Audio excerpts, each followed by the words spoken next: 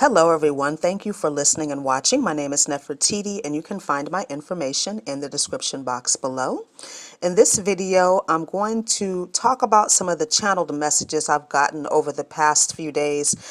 And these messages will resonate in particular with anyone on the twin flame journey, soulmate journey, whatever terms you want to use. You know, there's a lot of similarities between the two. There are some differences. I'll just go over it really quickly. Your twin flame is you, right? That is another aspect of your soul. And then a soulmate is somebody that's on the same energetic resonance with you, within the same soul group as you. You might have had many lifetimes with this person. They may have been different people to you, maybe brother, sister, mother, perhaps a lover. But your twin flame is your sacred marriage partner, and this is irregardless of your sexual orientation or gender. This is just one soul that decided to split into two to learn particular lessons. So that's just a quick overview. So the first message I got was suppression leads to depression. And this is something that we've heard probably. There's many things that can contribute to depression, and there are different levels of depression. So I just wanted to put that out there. To me, depression is mental loneliness. You know, there's 7.9 billion people on the planet. So logically speaking, you're not alone. It's a choice, right? For whatever reason. And again, I'm not downplaying depression. That's just an observation. Some people suppress their emotions to different extremes too, and it could be necessary in certain situations, right? If you are using it as a survival technique, if you're in an abusive situation, perhaps it's something you learned growing up in an abusive situation. Suppressing your emotions will eventually break you because they are designed, emotions, to be expressed, not suppressed. So it's kind of unnatural for anyone to not have freedom of emotional expression. In a situation where someone's dealt with any type of chronic abuse in their life, one can become desensitized to red flags. So this is how a situation will play out in your adult life, right? Somebody will disrespect you, somebody will do something that makes you uncomfortable, and you might recognize it or not. And it could be something that goes on for a long time. Being constantly gaslighted can also lead to suppressed emotions. Mitch Albom said, "Nothing haunts us like the things we don't say."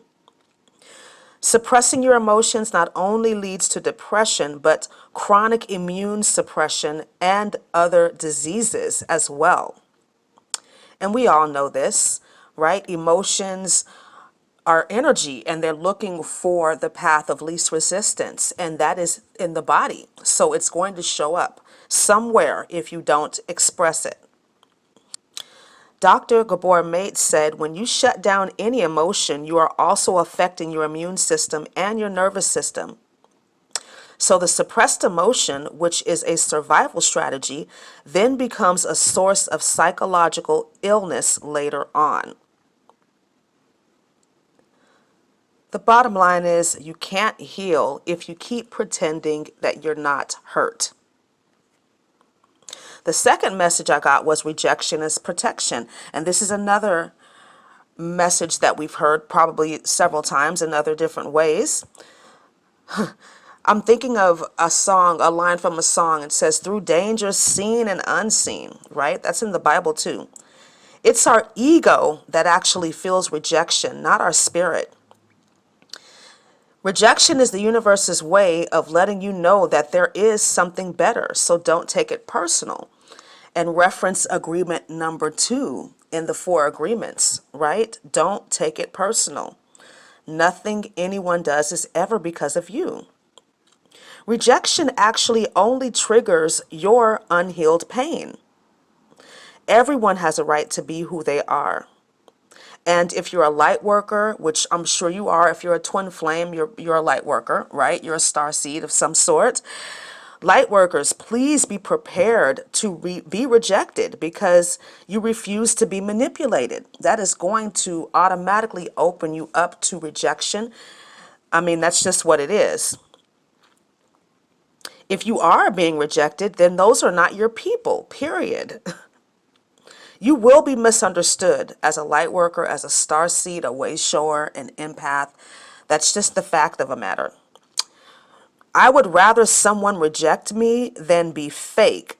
That's how energy vampires connect to you and drain you. I'm going to say that again. I would rather someone reject me than be fake. It's better to accept rejection as protection rather than trying to quote unquote handle it. It's not something you need to handle. It's somebody else's opinion, somebody rejecting what you have to offer, right? It could be an indication too that you need to check your boundaries. Are you pursuing someone or something that is not right for you in the first place? Remember that self-love is the best defense against personalizing rejection. And remember that sometimes people aren't rejecting you, but rejecting what you have to offer at that time, which means that it's their issue, not yours. The final message I got may be more specific for some of you, but it's a message from the divine feminine to the divine masculine. I know you don't trust me, but you know I am telling the truth.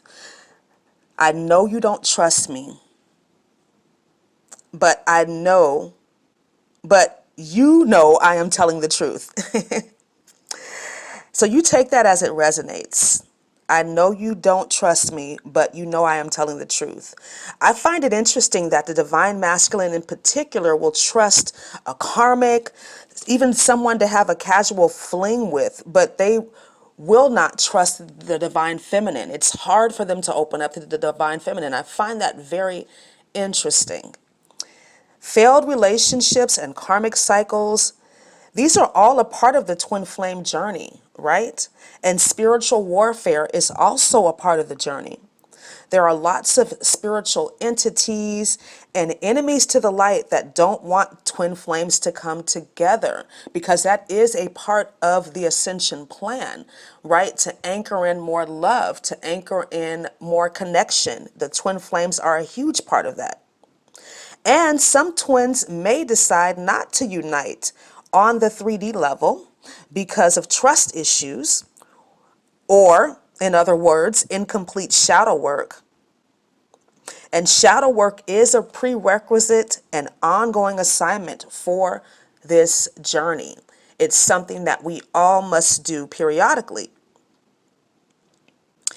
Even if you're separated from your twin, you are aware that they are still your twin. There is nothing you can do to break that bond. There are no cords to cut.